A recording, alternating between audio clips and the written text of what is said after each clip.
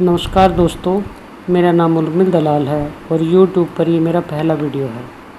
मेरा आज का टॉपिक है कोविड-19 कोरोना वायरस एक चुनौती। जी हाँ, मैं उसी महामारी के बारे में बात करना चाहती हूँ जिसने पूरे संसार को अपनी गिरफ्त में ले रखा है और हक्को-राम मचा रखा है। ऐसे माहौल में जब हम लॉकडाउन की वजह से अपने अपने घरों में बंद हैं तो कुछ लोग डरे व सहमे हुए हैं।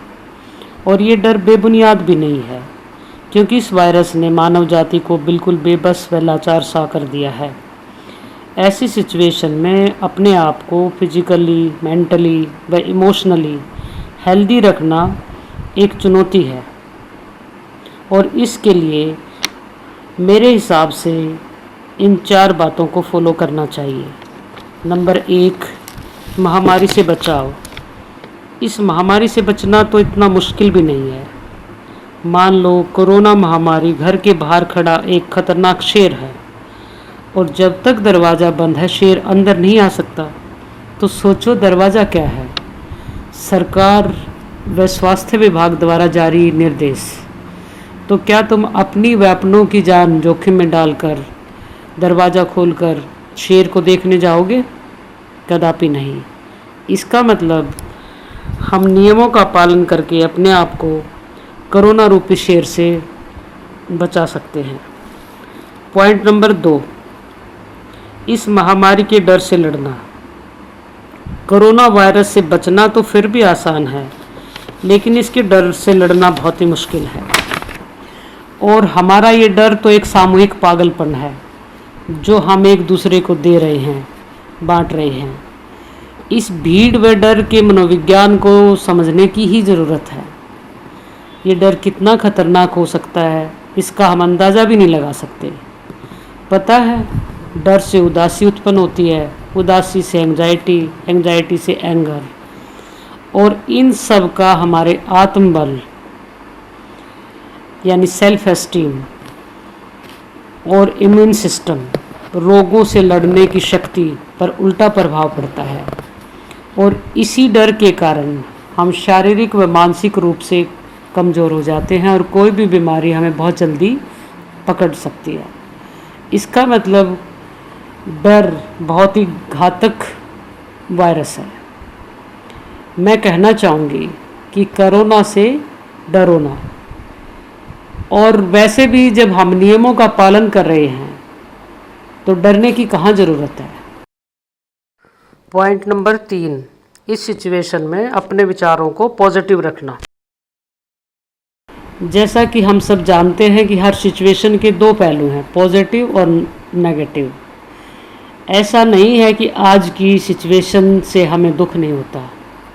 हम संवेदनाहीन तो नहीं हैं, दुख भी होता है, मन उदास व उचाट भी हो जाता है और कभी कभी डर भी लगता है कि इस महामारी से संसार की जाने क्या दशा हो जाएगी। लेकिन ये सब हमारे कंट्रोल में भी नहीं है, तो सिर्फ दुखी होकर डरने से क्या फ़ायदा। तो क्यों ना हम नेगेटिव से पॉजिटिव की तरफ ध्यान दें और इस सिचुएशन में भी जो पॉजिटिव एस्पेक्ट है उस पर गौर फरमाएं। हम परिवार के साथ समय बिता रहे हैं तो हम संयम रखना सीख रहे हैं। वस्तुओं के अभाव में रहकर संसाधनों के कंजर्वेशन को सीख रहे हैं। और इस सिचुएशन का सबसे बड़ा फ़ायदा लोगों में परोपकार की भावना विकसित होना। इस मुसीबत के समय लोग अपने स्वार्थ व पर्सनल डिफरेंसेस को भुलाकर एक दूसरे की मदद कर रहे हैं। मानवता दिखाई दे रही है जो अन्यथा लुप्त होती नज़र आती है। लोगों में कर्तव्य निष्ठा बढ़ रही है।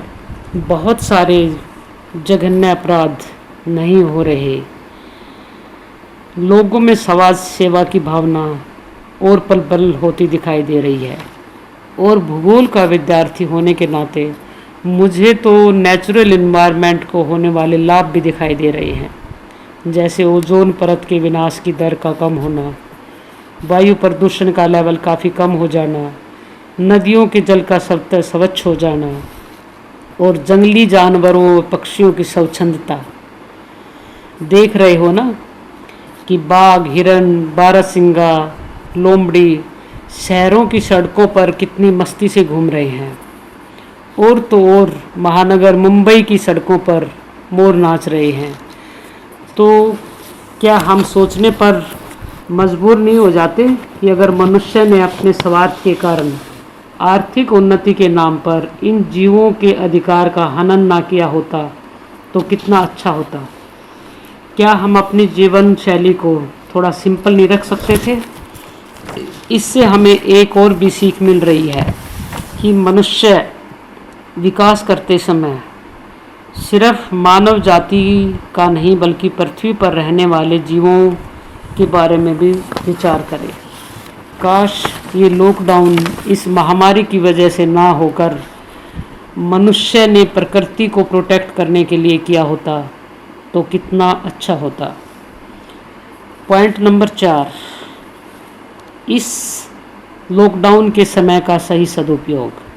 मैं आप सबसे यही कहना चाहूँगी कि सारा टाइम कोरोना के बारे में ही क्यों सोचना, हमेशा इसके बारे में ही क्यों बात करनी। तो फिर इस टाइम पर अपना शेड्यूल ऐसा बनाओ कि अपने शौक भी पूरे कर सको जो समय के अभाव में पूरे नहीं हो पाते।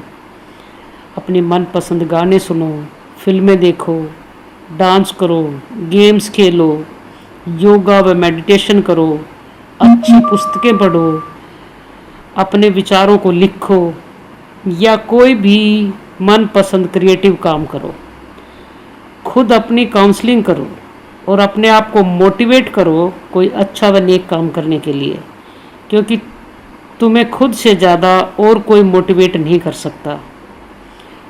और अगर टाइम मिले तो किसी दोस्त या जानकार को फ़ोन करो और कोरोना के अलावा कोई बात करो, चुटकुले सुनो, सुनाओ, हंसो और हंसाओ।